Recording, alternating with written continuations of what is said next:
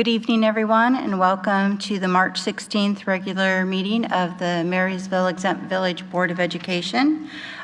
Call to order, please. Mr. Ferguson. Present. Mr. Keck. Here. Ms. Savage. Here. Mr. Smith. Here. And Ms. Devine is absent. Next, if everyone would stand and join me in the Pledge of Allegiance.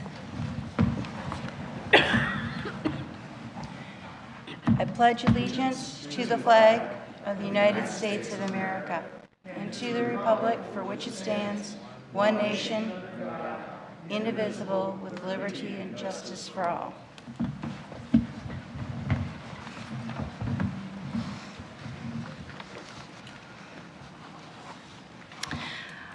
I would now accept a motion to accept tonight's agenda. So moved. Second. Roll call.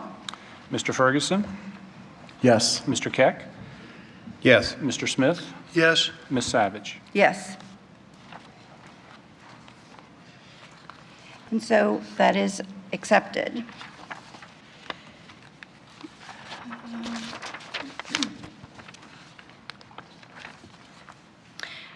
Now I'd like to move to the presentation of student state qualifiers and special recognition. Can I have a motion? So moved. Second. Sorry, no motion needed for that. Oh, I'm sorry. You're going to have to keep on top of me tonight. I'm sorry. Okay, Diane? So tonight we have two groups that are being recognized, the band and as well as cross-country team for their outstanding efforts in the fall season and participation. We're going to do things a little bit different this evening. If board members would not mind going down into the front of the stage, we will have the director or coach be at the lectern and introduce the students, and they'll come down in front and shake your hands, and then we'll do a picture at the end of that time. Does that work for everyone? Yep. Perfect. Do you want to start with cross country, Luke? Okay, good evening. We're excited tonight to recognize some of our cross-country team who could make it tonight and join us. We came straight from track practice, so here we are. I'll try and keep this brief, but at the same time, give the proper recognition to these student athletes. Our fall cross-country season was a historic one in many ways. We'll start with Keaton. So freshman Keaton Sanford qualified individually for the Division I state cross-country meet. And he's the second qualifier in the Division I era, okay, to put things in perspective. And the first freshman boy to toe the line with Marysville on his jersey in 40 years. So we're really excited for him.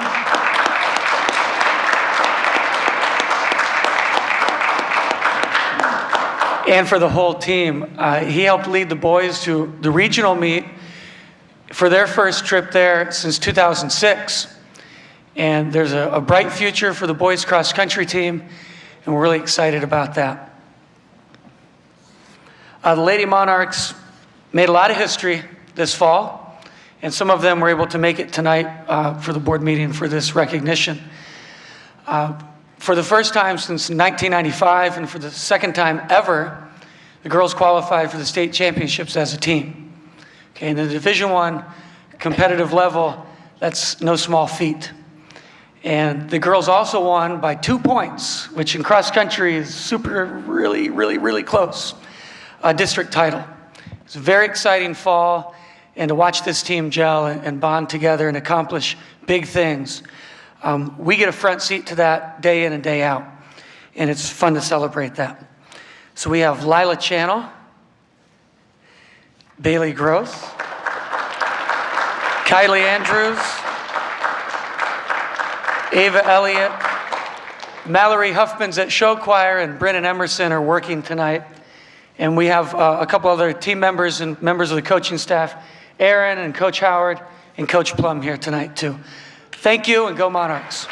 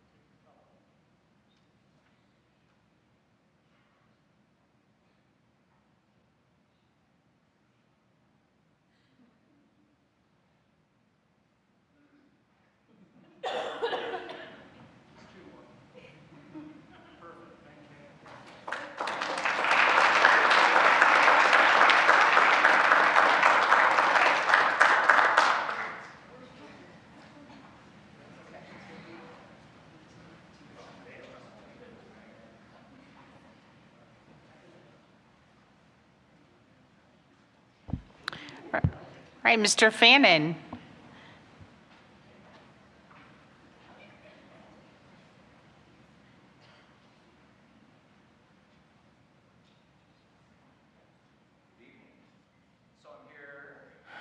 There we go. Thank you. Good evening. Going into this year was a very exciting challenge that I knew I had ahead of me.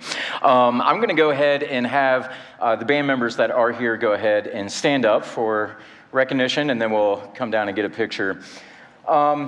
So a lot of them are still involved in different activities that are going on with choir and show choir and everything else. But these are obviously some of the band members that participated and were so accepting of me as coming in as their new director this year.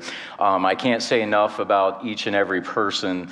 And so what I want to say is starting out in July, on July 4th, that was kind of the first time for me to meet a lot of these students with the 4th of July parade, and that was a pleasure getting to know them. And then we jumped right in on July 5th with a officer leader training that we worked through, and then new members started on July 6th. So kind of got thrown right into things, and they were so accepting of the way that I ran things a little differently from what a lot of them had been used to, and filling in big shoes. But we went right along with it, and we ran, and they stayed, up to the task.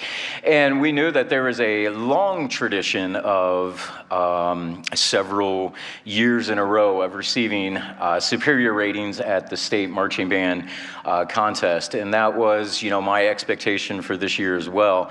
And starting with our first contest in October, we were jumping right in on things, and we ended with a superior rating. So that was a big, step out of the way that I was able to get through.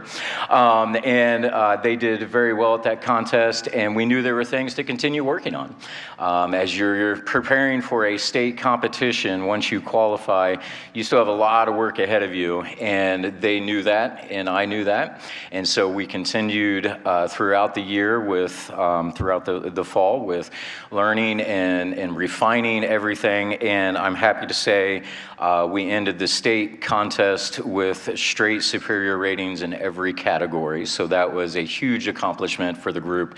It's not always that way, but maybe the 7th or 8th time that we have ended the season with straight superior ratings. So these are all of the fall marching band members, and we can give them a round of applause. Thank you.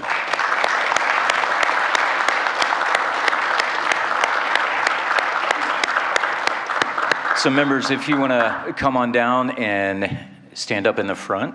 I have certificates and everything that we'll be passing out either before you leave or when I see you again tomorrow.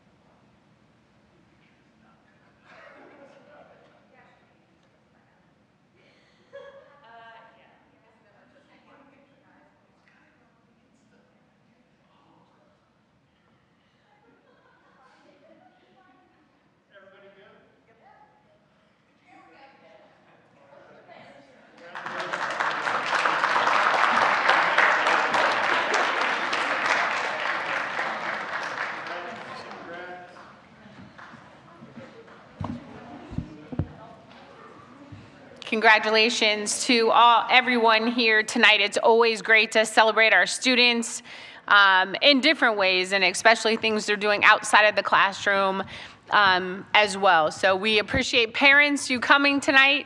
There's a reason why your kids are here, the great support system you provide as well. So thanks for attending too. Thank you.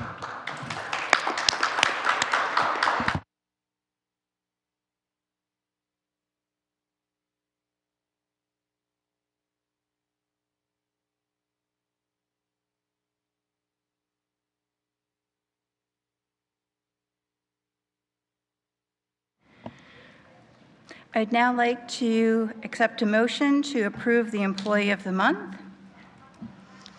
So moved. Second. There's Diane. It is my pleasure tonight to recognize Michelle whenever she gets up here. Hi, how are you? Welcome.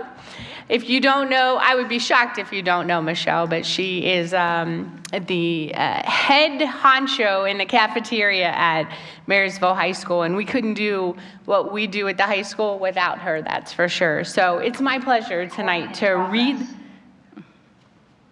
the statements that your peers said about you in order to get this award. And I always make you stand up here and feel uncomfortable, right? All right, Michelle goes above and beyond for the students, always making sure that they have the best breakfast or lunch. She always makes sure her coworkers are taken care of, even if it's on a personal level. She is the most caring and understanding and just all-around great person. So congratulations, I couldn't agree more. That's for you, and that's for you. Congratulations. Well deserved.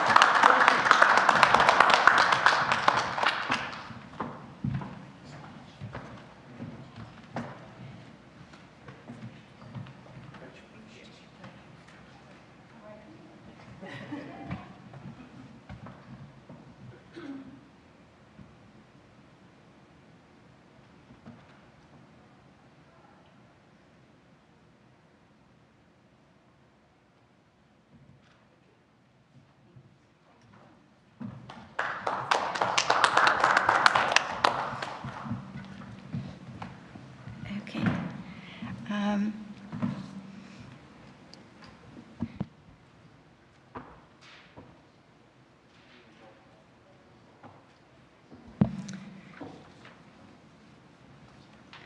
Okay, roll call? Mr. Smith? Yes. Mr. Keck? Yes. Mr. Ferguson? Yes. Ms. Savage? Yes.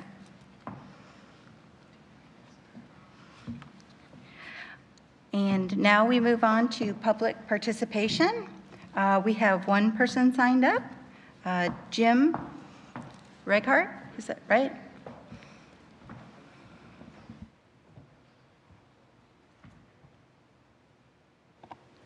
How's that? Okay.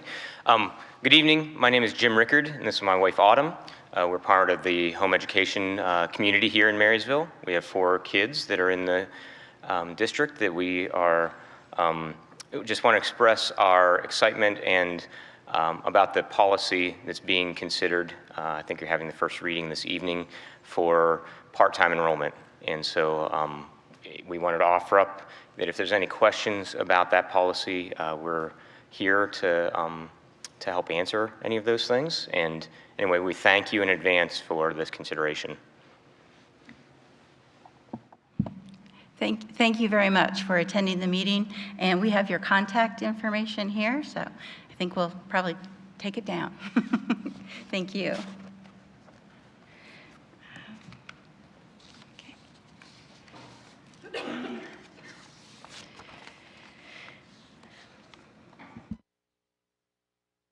Sorry. Next item on the agenda is our presentation from Bunsold Middle School.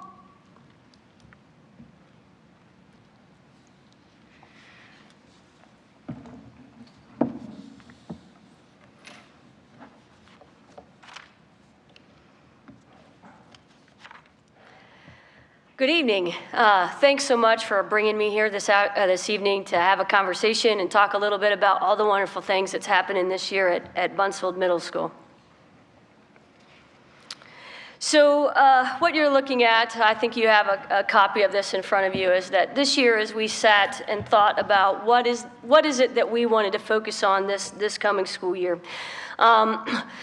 We stepped back and said, tried to do our best to make sure that all of the things that we wanted to focus on this year were in a direct alignment to the vision and direction that was outlined in the strategic direction. So this particular slide is looking at all of the 5 goals that we set back and collaboratively actually created together with our building leadership team. And as you can see, we have 2 goals for our future readiness.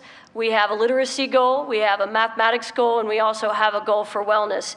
And so I always talk about this, that although I'm super proud of where we're at right now in March, I would also say to you that we always have work to be done, and we're going to continue to power through until the end of this school year and then beyond to make sure that we reach our goals and then set new goals moving forward to continue to propel us in the next direction that we need to go for our students here, not just at Buncefield, but across our district.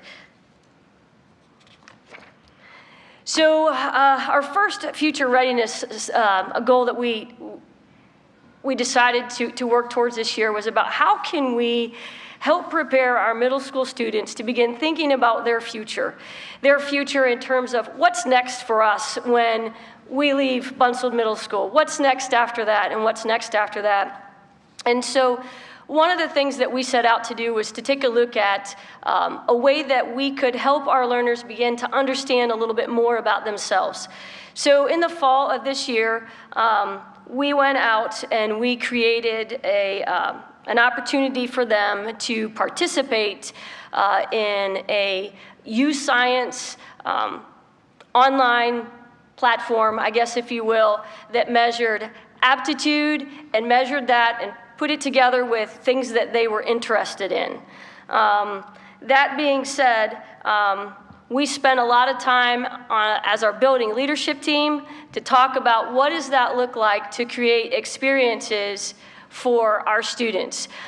So we administered that youth science in the fall, and then we sat back and said, how can we create an opportunity for our kids to experience something different? And it looks different from our 7th grade learners and our 8th grade learners. So as a BLT, building leadership team, we decided that what we would like to do is we would like to think about for our 7th graders, how could we utilize the capacity of our students at the high school, at Marysville High School, and at the early college STEM high school that are currently involved in pathways that they've chosen. How could we leverage that and get those students that have selected those pathways and talk about their experiences in front of our kids as they think about, as 7th graders, what's next for me as an 8th grader, and what are some things that they can be thinking about in order to best prepare for their future. So we landed on, hopefully, and it's still in the planning process, basically a pathway fair where we've got a date scheduled in May that we hope to bring students in from both Marysville High School and the early college STEM high school to speak in front of our 7th grade students, talk about their experiences in their pathways, and talk a little bit about their experiences as some of them have gone out and participated in internships, just to kind of get their minds thinking about what's next for me, and what kinds of things am I interested in. It was also important for us that our experience for our 8th grade students was different than our experience for our 7th grade students, just because they were in a different space in terms of where they're at developmentally. Again, still in the planning phases. Pre-pandemic, we did a career day, if you will. We did one full day. We brought folks in from the community to talk a little bit about what their experiences are within their current professions, jobs, workforce. We learned a lot from that, and then the pandemic hit, and we got away from from that. But what we learned is that a full day of that for our 8th graders was too long. So we determined this year, our building leadership team says, what if? What if we take a look at it from a different angle? What if we take a look at the data that we have from U-Science and pair that with students' interests and aptitudes, and then start bringing folks in from the community in the workforce to specifically speak to those students in those different career clusters. Our plan, and again plan, is to kind of pilot that a little bit in May of this year by trying to do that in a mini session with the idea that moving forward next year, we would expand that and try to offer what I would call mini career days each month. So instead of all in one sitting, be able to spread them out so that kids have an opportunity to experience a lot of different options for them. Again, I wish I could tell you we're further in that process, but we're not. We're still planning. I'm grateful that the building leadership team is part of this process. I couldn't tackle that. It's a large endeavor alone. And they have been super supportive as we try to move this forward. So I'll tell you to stay tuned. There's more to come as we continue to work through that process. The second of our future readiness goals was about service learning. And it was probably twofold, but most importantly, we wanted our students to be able to understand the importance of being able to give back to their community, to be able to serve in ways that they can support everything else that's going on in our own community. So when we started down that pathway, we started to think about what does that mean? So we started out by guiding our students about what is service learning, giving them a little bit of education about that. And then we took and asked teachers to facilitate student ideas about ways in which they could then think about how they could give back to the community. I've listed several items up there. I'm not going to read those to you of some of the service learning projects that the students have come up with. But one of the things that I think is super important to mention is that what we wanted them to focus on is giving of their time and their service, to actually give themselves to an organization or to help and support. So a variety of different times that has happened throughout the course of the year. So we challenged them to do a service learning project first semester and a service learning project second semester. Sometimes it was groups of kids, full academic teams, and you're looking at some photos up there. I wanted to embed that in there of some of the different things that we've done just to add a little bit of character to the slide deck and not just have all words. I am super, super excited. I'm super excited with our students in the way that they have embraced really the joy that they have by knowing that they're serving. It changes them. And I think that helped us across the board. That was one of our goals, to help them understand that it feels really good when you're able to do something good for someone else. And so that's kind of the focus that we land. I anticipate this to be something that we will continue years to come in how we can give back to the community. These are just a few more pictures of some of the things that we've done in trying to give back to our own community. Next goal for us was our literacy goal. Our goal for literacy was to take a look at our student data that we have had in the past, take a look at current student data, to analyze it, and then to respond to that data to meet individual learner needs. That was important to us, and so in the response of that, though, it just doesn't stop by responding. You have to respond, and then you have to monitor. To know that if what you're responding and the way in which you're responding is working. So through our MTSS teams and our protocols, we began looking at where did we need to focus when it came to literacy, and what kinds of things were we going to put in place in order to help us reach that literacy goal. So I mentioned that we had the 5 building goals. One of the things that was important to me is to also ask my department chairs to lead their departments and develop their own department goals that were in alignment also to our building goals, the strategic direction as well. So after reviewing our state assessment data from a year ago, my language arts team determined both in 7th and 8th grade that we really needed to set our goal and focus a little bit on writing. Not that we hadn't focused on writing before, but in looking and reviewing that data, what we learned is that many of our students were not receiving as many points possible as they could in order to do well on that writing portion of the Ohio State test. So their goal, it's a simple goal, but it makes sense. And I think where they landed on that is they wanted to give their students confidence in their ability to write.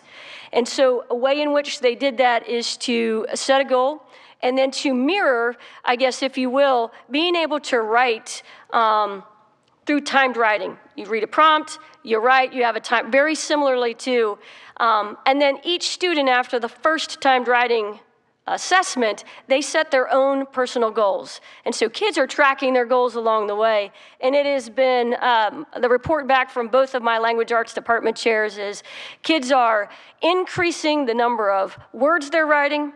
They're increasing the number of paragraphs they're writing.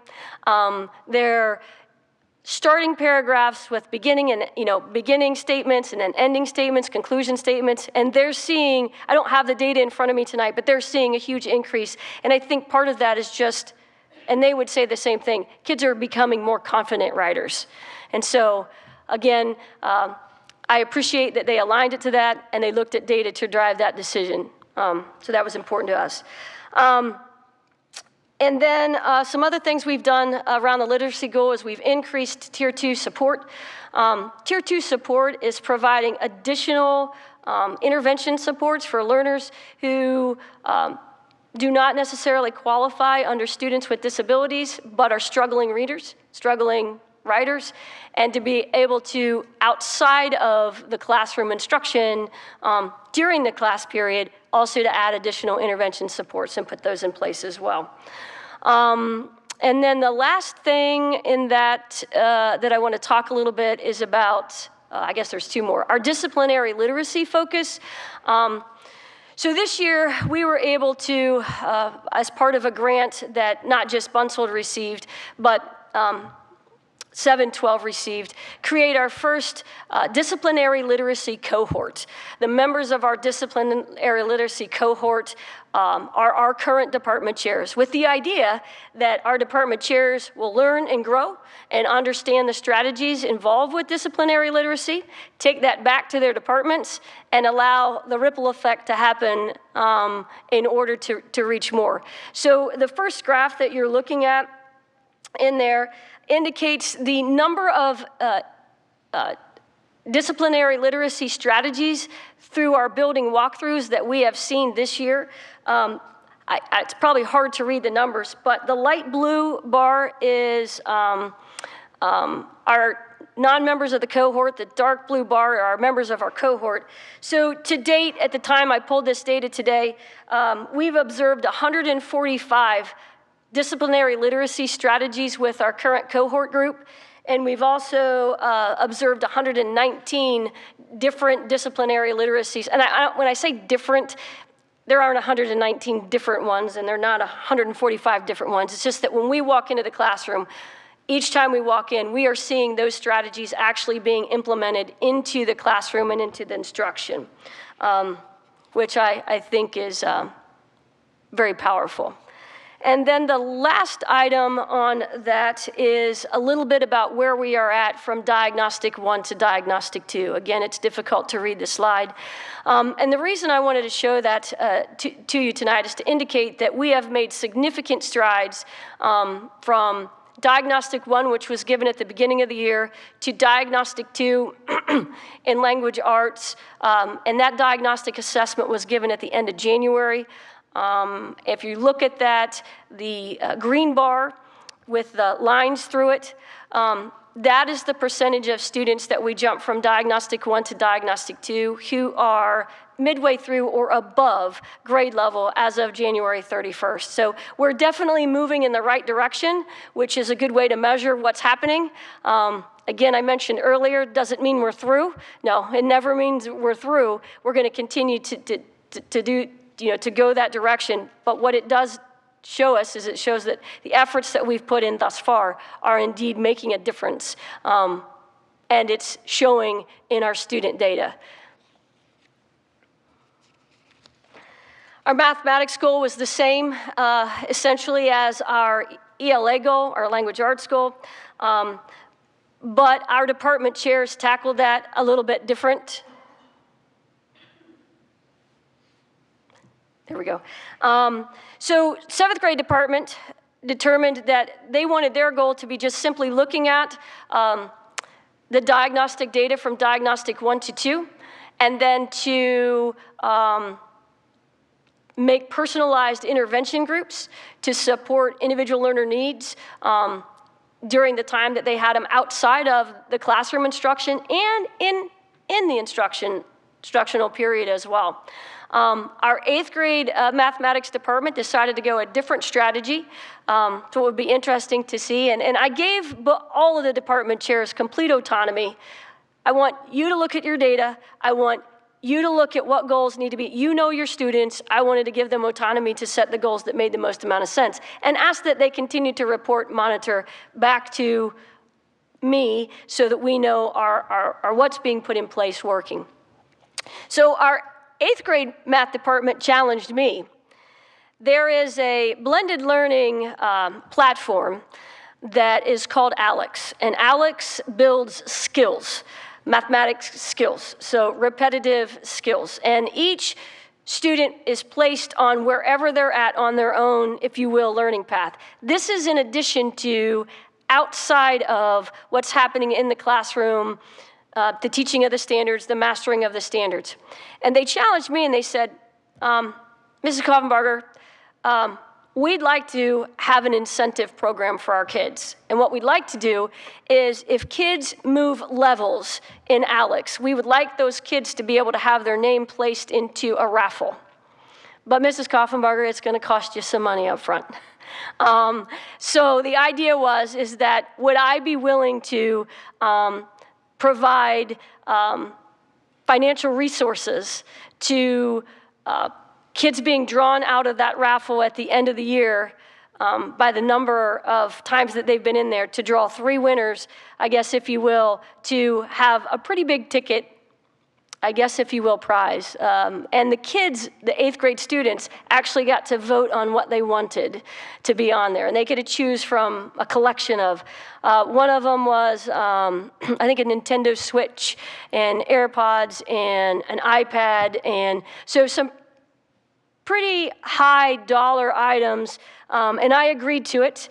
And the kids have made it a competition, and more students are completing those ALEX lessons because they're driven to knowing that there is an incentive. And all I did was give the charge to my department chair. I said, here's the thing. If you want to sustain this and continue this, then I need to make sure that on the end that we are definitely seeing huge gains, if you will, in whether or not it's impactful for kids. And kids love it. So far, we're going in the right direction. Then also too, not only is disciplinary literacy just in language arts, but it's across all the disciplines.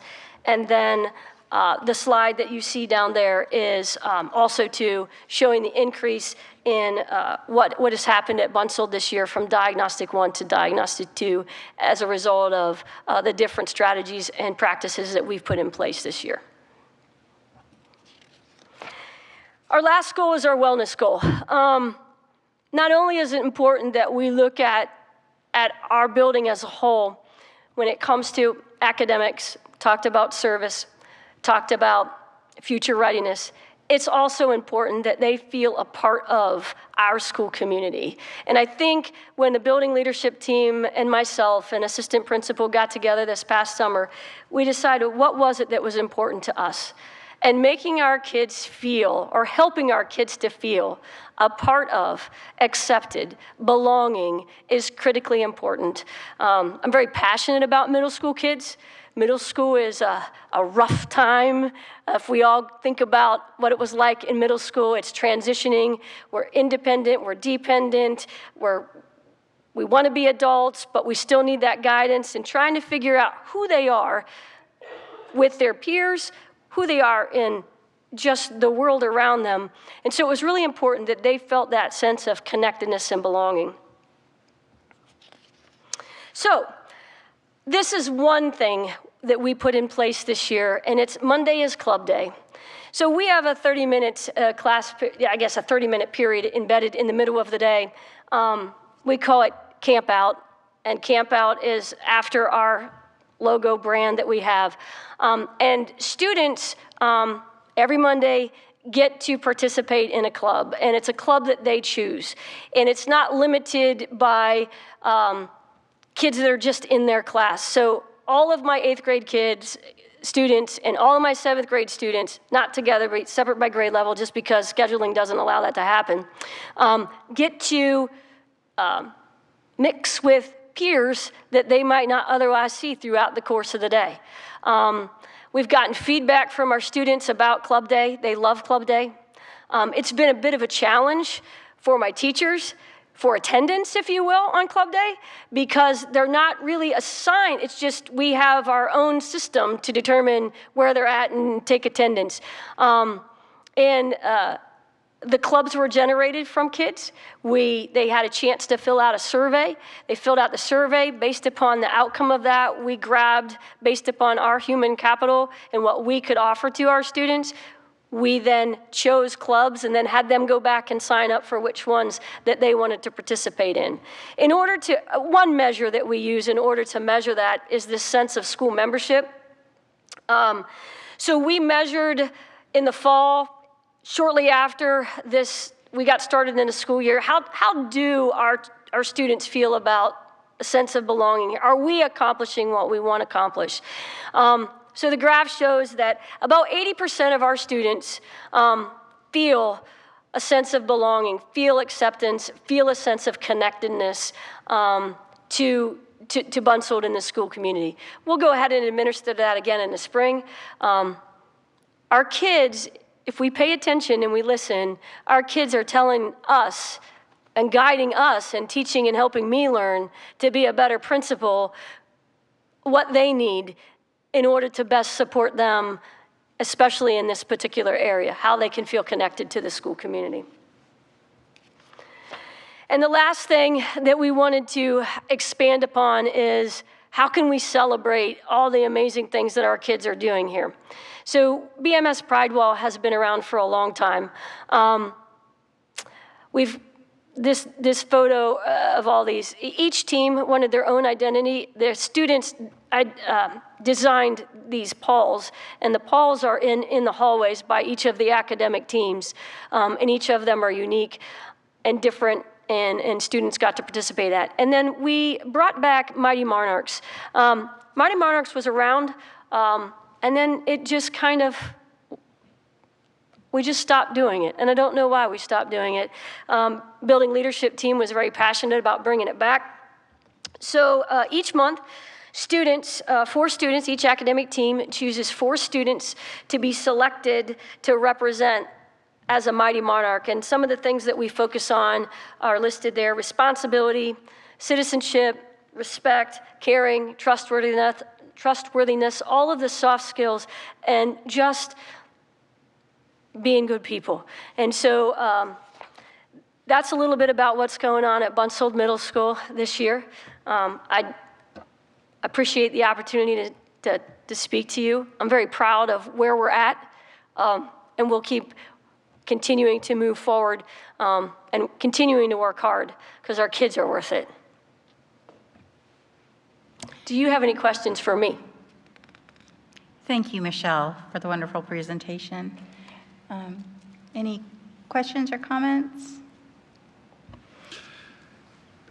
Michelle, I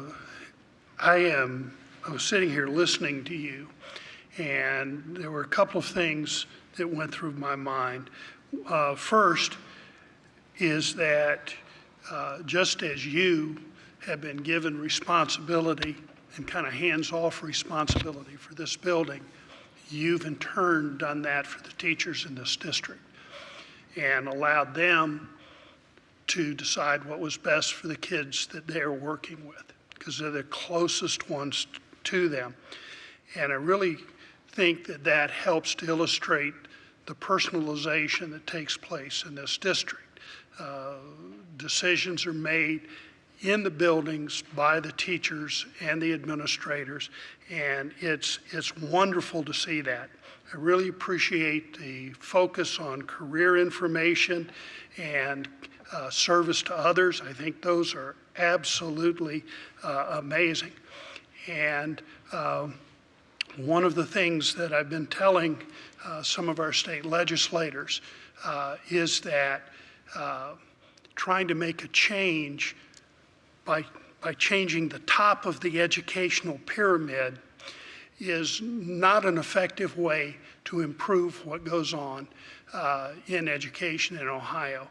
If we're going to change education, it has to change in the classroom, and that's what this district has been working on for the last 7 or 8 years, and you and this building are a great example of that. Thank you.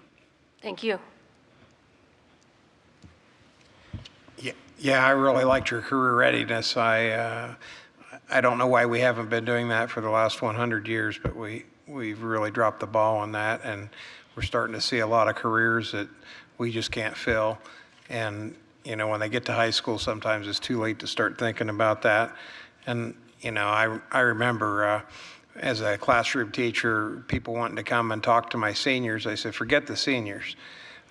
Because they've already made a decision. You need to start with the freshmen and work your way up. And as you can see, we need to be starting with the junior high, and that's awesome. If there's any way we can help, let me or somebody up here know on that. I sure will. I'll be tapping all of you just to get ideas of folks from the community that will, you know, in particular workforce and jobs that will help us out and get, you know, adults, people in front of our kids. So thank you. Thank you, Michelle, for your presentation today. I do have a couple questions. The sense of school membership, what I saw the graph, but maybe I wasn't comprehending. How is that measured? Like, what are the metrics for this sense of school? That's a great question. So it's there's about, I'm going to say 20-ish or so questions that students go in and they answer those questions. Questions like, I feel like I'm part of my school, or people at my school notice when I do something good.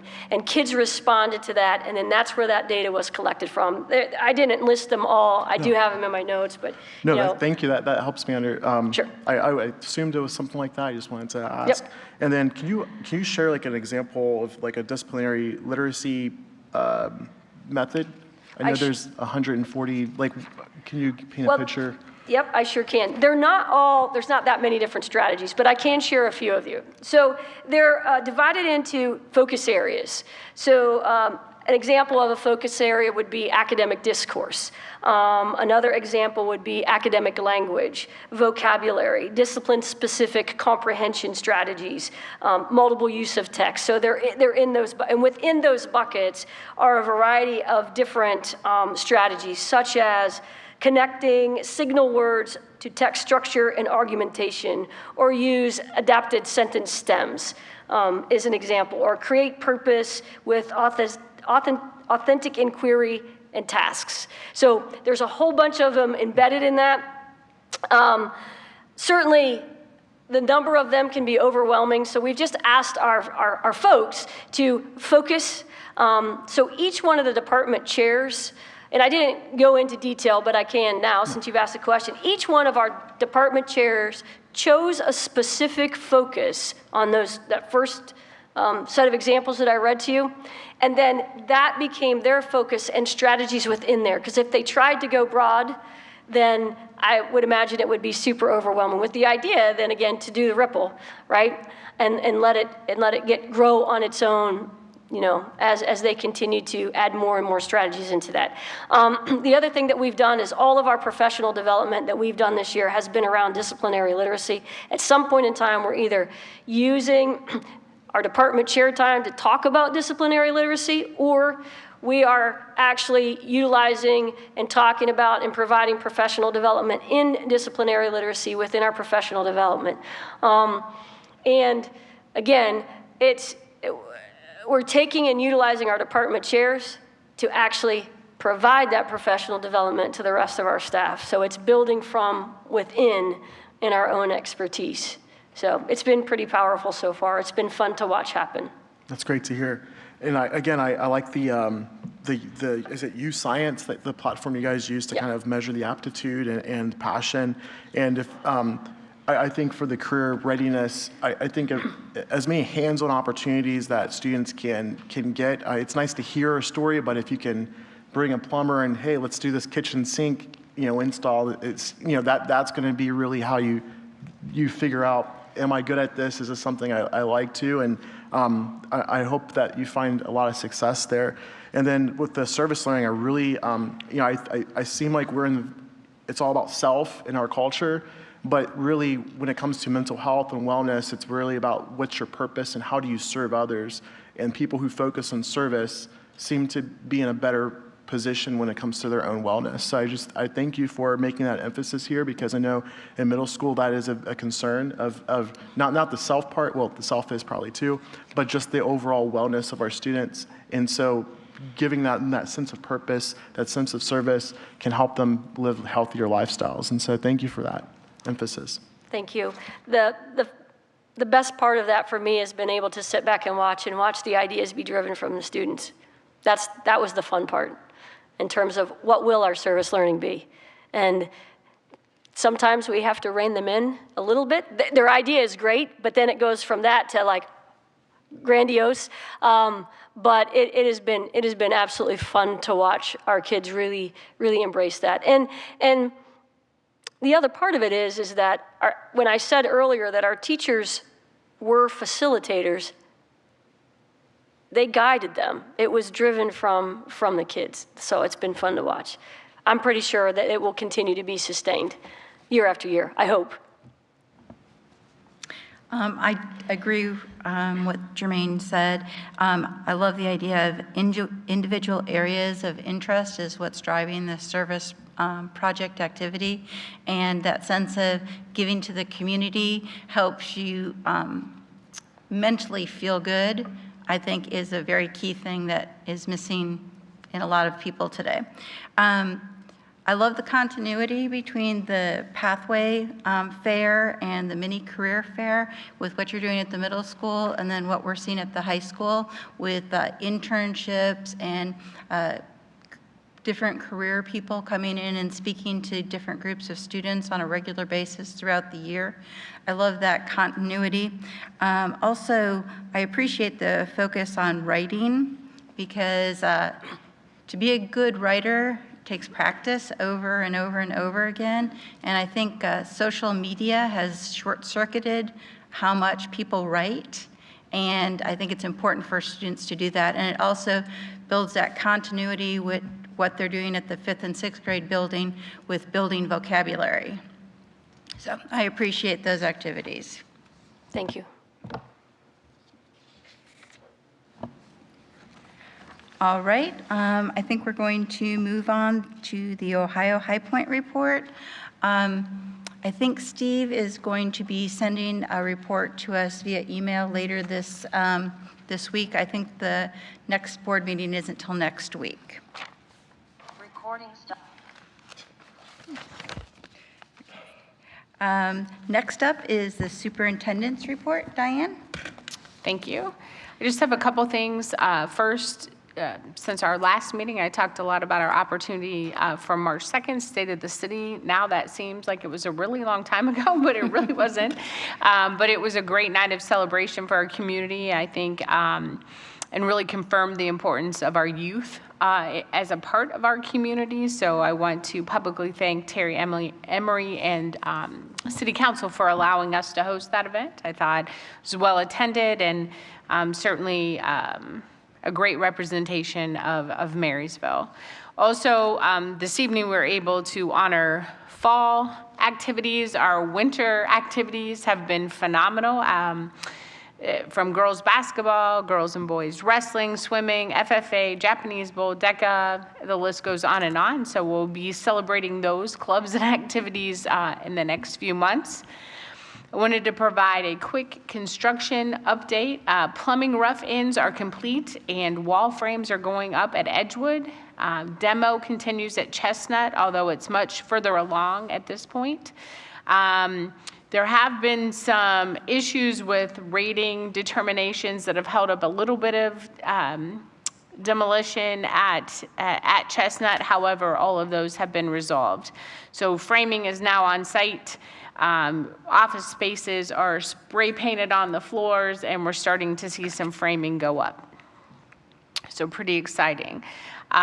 Spring testing, ACT just wrapped up at the high school, and then just prior to spring break, statewide testing window opens, and then it wraps up that first week of May. I know the board members are visiting buildings after that window, so which will also be a very exciting time in our buildings as well. Quick enrollment update, we have 5,532 students currently enrolled. That's an increase of 122 students from this time last year. That's all I have this evening. Thank you, Diane. Next up is Treasurer's Report with Todd. I only have a brief update tonight. I just wanted to note that the fiscal year 22 audit has been fully completed. You should have received an email from the auditor with the audit documents. It was a completely clean audit, no audit reports, and not even any management letter reports, which I would say is somewhat rare. So they usually try to find something to nitpick, and there wasn't even that, so that was good news. That's it for me. Next month we'll have the 5-year forecast update. So. Okay. Next up is Board President's Report, and since Sue is not here, I'm going to attempt to fill her shoes. First thing, I want to talk about community coffees. We are hosting 2 community coffees a month, the one at McDonald's on Saturday mornings, and then the one at the library on Sunday afternoons. We've had a few people come in. They have a lot of questions. They've been a very good interaction. A lot of questions about the school levy and activities going on within the schools, but it's been a really good chance to interact with the public.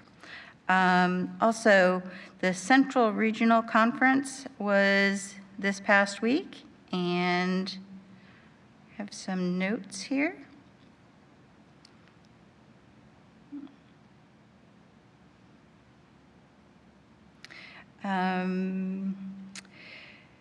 Bruce Daniels was the keynote speaker. Part of his message was the importance of business partnering with education to both support our kids and address the workforce challenges. Mr. Smith was recognized for 10 years of school board service, earning his OSBA Star Training Award and continuing of his master board membership status. In addition, I just wanted to remind everyone that March 23rd is our special meeting work session to discuss the next steps for our work plan and goals to recognize business partnerships and discuss consent agenda. If anyone has any additional topics that they would like to discuss, just give me a call. I'll go ahead and keep running that until Sue is back from her father's funeral. Next up is Student Achievement Award, or Student Achievement Report, and that's me. So I typically focus on some of the information coming from OSBA and what other districts around the state are doing. But there is so much going on in our district, I decided I'm going to focus on our district today. Just a celebration, and we spent a lot of time talking about what's going on at the elementary schools and some of the younger schools. But I want to point out that our Lady Monarchs basketball team had our first appearance in the regional final and finished the season 25-3. OCC champs, district champs, and have left a legacy to be proud of. The boys wrestling team won the OCC and sent 8 wrestlers to the state tournament. Lady Monarch wrestlers won a regional championships for the first time. That wrestling was sanctioned as a sport by Ohio High School Athletic Association.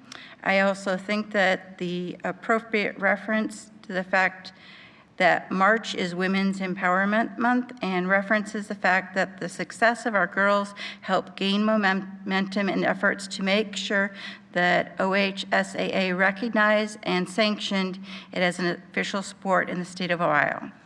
And finally, Marysville High School junior Sophia Stam competed last week in the state diving championship and ended up 0.9 points away from becoming state championship. Her second place finish was remarkable. Okay.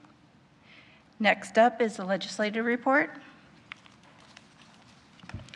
Hopefully you've all received the legislative report. First, Jermaine and I are going to be attending the Ohio School Board Association Legislative Conference next week. We've got a lunch with Representative Richardson and a meeting later in the afternoon with Senator Reineke. We'll be talking about House Bill 1 and House Bill 11 with them, as well as anything else that any of you might want to suggest. Senate Bill 1, which is one of several pieces of major legislation passed through the Senate and is headed to the House. I expect it'll probably get a favorable reception there. The bill was amended, and OSBA and others were able to get language that helps the process for developing educational policy to include educators, parents, school districts, and school administrators. So we're glad to see that happen. House Bill 1 is very much in conversation. It's a priority bill. It is a law that would modify property taxation and income tax rates. The couple of key features is it establishes a flat rate on all incomes over $26,050. It decreases the percentage of appraised value on which property owners would pay taxes from 35% down to 31.5%. Our treasurer mentioned a couple of things in our last board meeting. I've gotten better educated on this, I think. Those changes are going to trigger a number of things that may not be very good. An example, and I've included some information, an example is that when millage gets rolled, or when values of property go up, millage is rolled down so that you pay the same amount of money. Well, the converse is true also. If the value rolls down, the millage rolls up so that the school districts collect the same amount of money that they were. So agricultural property owners, personal property owners could see some, not necessarily any significant changes from their current situation. There are other features of this particular legislation that I'm not sure everyone's looked at all of the potential consequences. The income tax restructuring, going to a flat tax. I've given some examples of how it impacts various incomes. One comment, one observation that was made is that the flattening of the income tax structure benefits the wealthiest persons in Ohio far more than it benefits lower income. And I did some calculations. I double-checked them, but I'm not swearing by them. But to kind of give you an idea of how, at least on a percentage basis, people might be impacted on income tax. HB 11 is the backpack bill that has potential impacts across the state.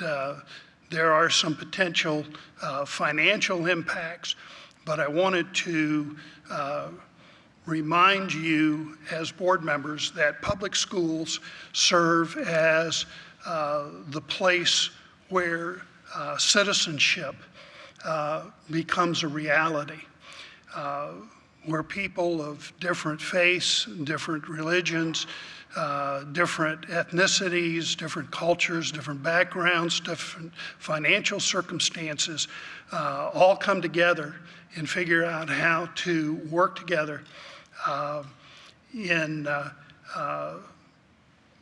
the school system setting. And I've given you a couple of articles to try to give you some information. One of the things that I like to remind our legislators is that back in 1787, the Northwest Ordinance states that education shall be forever encouraged.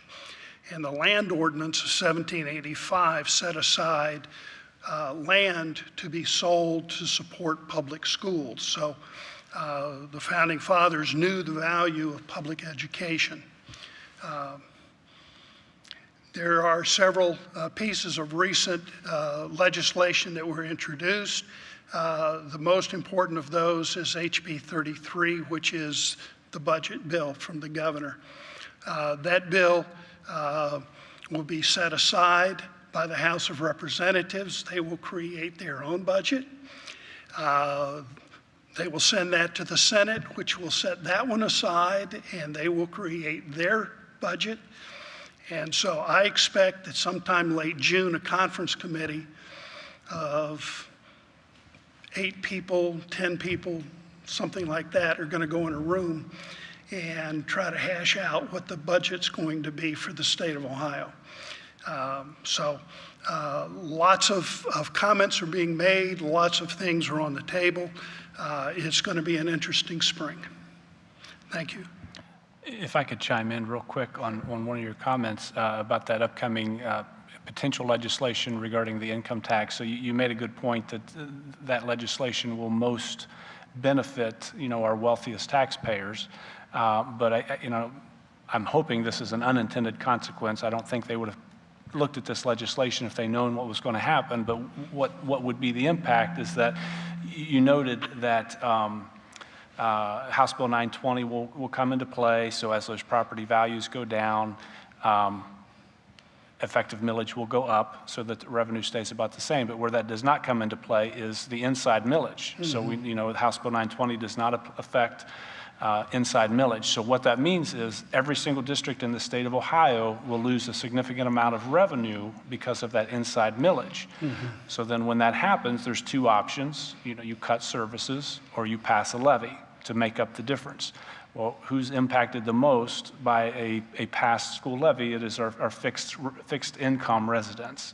So in essence, by looking at this bill to impact our wealthiest taxpayers, they're going to be hurting our, most that need taxpayers. Yeah, as I read about this and tried to digest the information, there just seems to be a tremendous number of unintended consequences,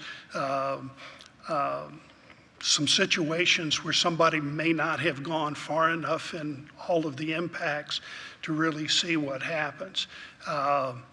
And it's a massive change, and I think that our legislators, sincerely hope that our legislators spent a lot of time looking at this, vetting it, and thinking seriously about what happens, because at least initially my impression is that it may not provide as much benefit as people think that it might. And so.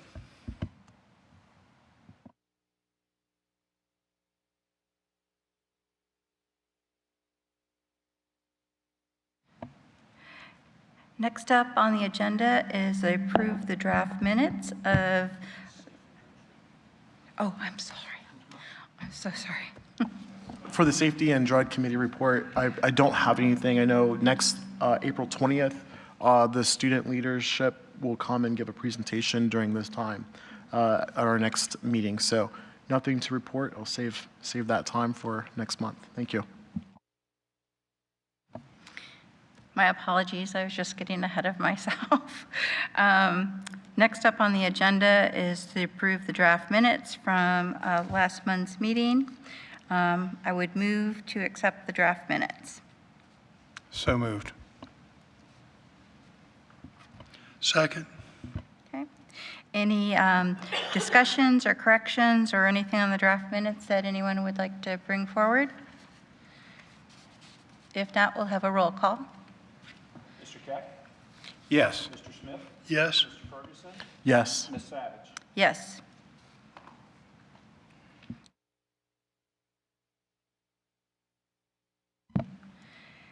Next up on the agenda is the motion to approve the resolution to affirm the expulsion decision, appeal decision. So moved. Second.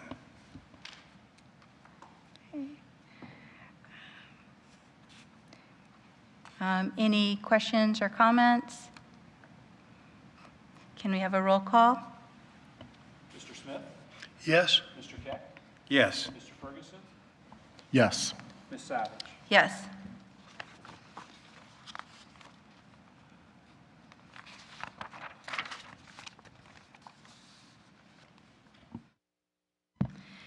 Next up on the agenda is the motion to approve the treasurer's items. So moved. Second. So Todd? I really don't have anything to add. It's just our usual items, but if there's any questions, happy to field those.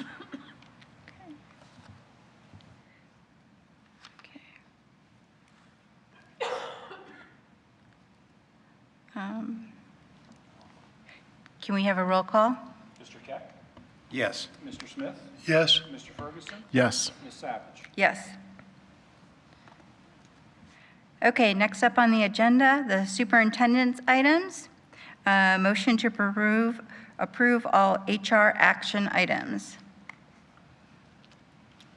So moved. Second.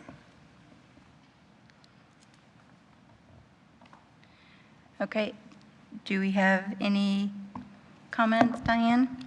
No, it's pretty typical supplementals and hiring in this section.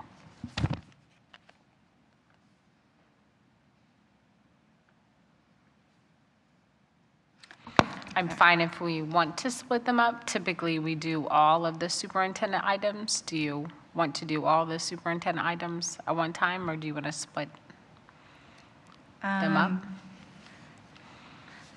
I guess I just wanted to make a brief comment on the new policy, first read of the policy on the homeschooling enrollment. Is, That's fine.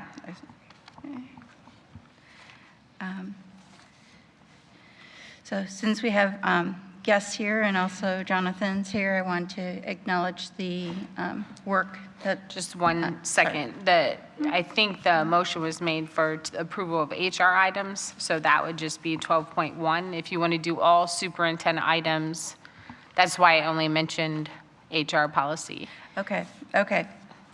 Well, let's just finish with the HR policy. Okay, Move on. fine. Okay, sorry, this is my first time. I'm You're fine. struggling. You're fine. Okay, can we have a roll call on the HR items? Mr. Smith? Yes? Mr. Keck? Yes. Mr. Ferguson? Yes. Ms. Savage? Yes. And then on to the superintendent's motion to approve other superintendent action items, including policies. So moved? Second. Okay, Can I have a point of order? I'm sorry. I think we need to approve 12.2, approval of volunteers first. you're right, I skipped it. And I can do a motion to approve 12.2, approval of volunteers. So are we going to have 3 motions for these, or is this a motion that covers all of the remaining 3? I think we're doing 3 motions because I broke them up accidentally. So, sure I've got this right. Can we just go ahead and do the motion that's out there right now, the one that was done for other superintendent action items? Yeah, yes, I'm sorry. I thought we had to go in order. Because I got to. My apologies.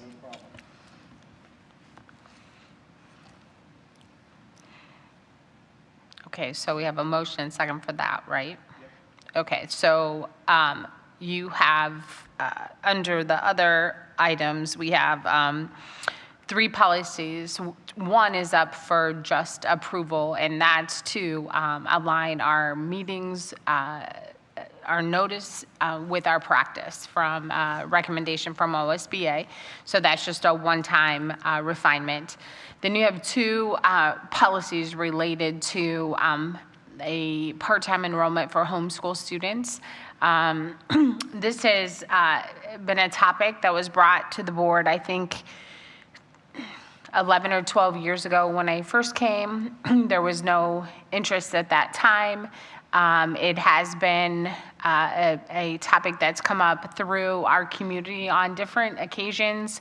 And Jonathan has been working with some homeschool families to talk about classes that they're interested in taking and opportunities that schools could provide for homeschool families. So this policy represents kind of a combination of the policy group work as well as kind of that community outreach piece in discussion with families and interests.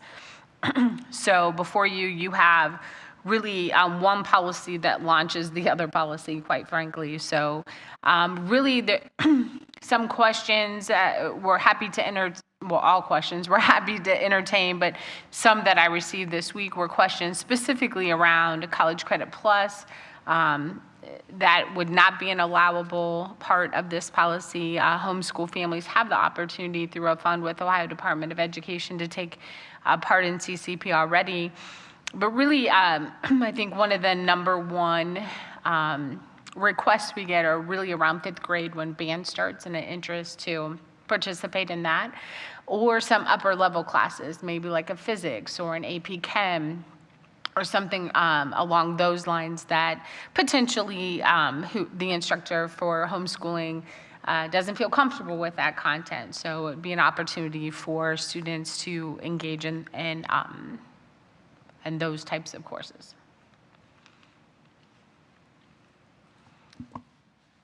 Okay, and it's my understanding that we have roughly 166 homeschool students in our district that this policy would then be open to.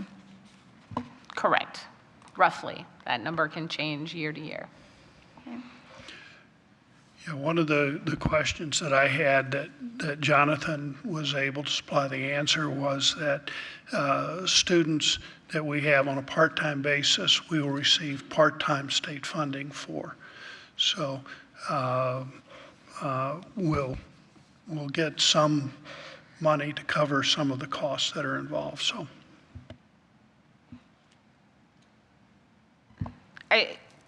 Correct. And I would just say that with some current legislation that appears to be active, we would just have to continue to see how that kind of turns out, I guess, and see if this policy would be to be revisited in the future, depending upon that.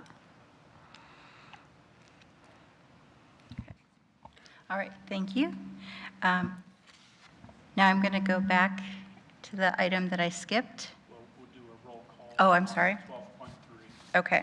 Well, I just had one comment, sorry. I think it's great that residents approach the school board and the administration, and then there was study, appropriate analysis of what we can do, and we are able to provide a policy that meets those needs. And so I think I want to thank you all for having these conversations and really thinking about all students in our district, in our community, and how we can provide educational opportunities for them. So I think this is anytime your government does work for the people, and I think that's the message I want to emphasize with this is if it's appropriate, if it can be done, always ask that question and see what that path looks like. So thank you very much for being involved in your students' lives and creating these opportunities for others.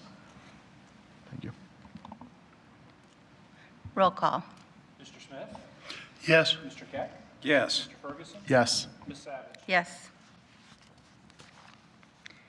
Now I'll return to 12.2 and motion to approve the volunteers for 2023 school year.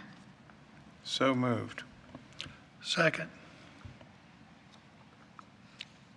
Any comments? Nope. Roll call, please. Mr. Keck? Yes. Mr. Smith? Yes? Mr. Ferguson? Yes. Ms. Savage? Yes.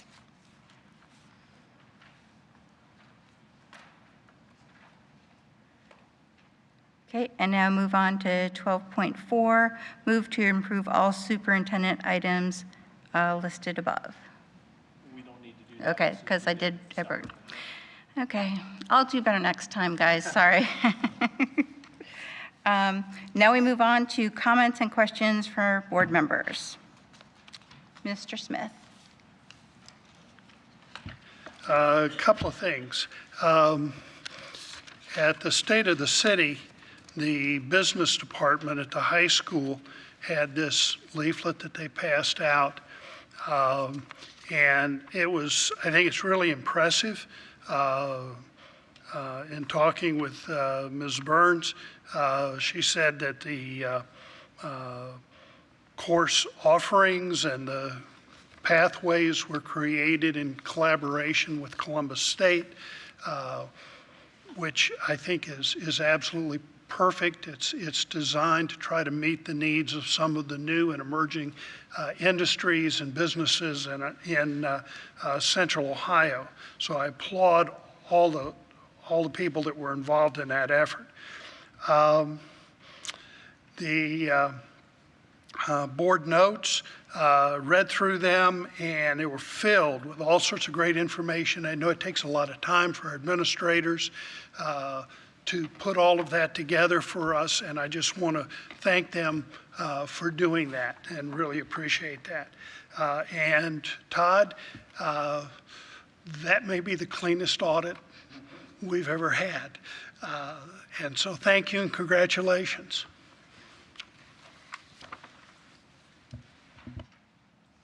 As usual, I really have none.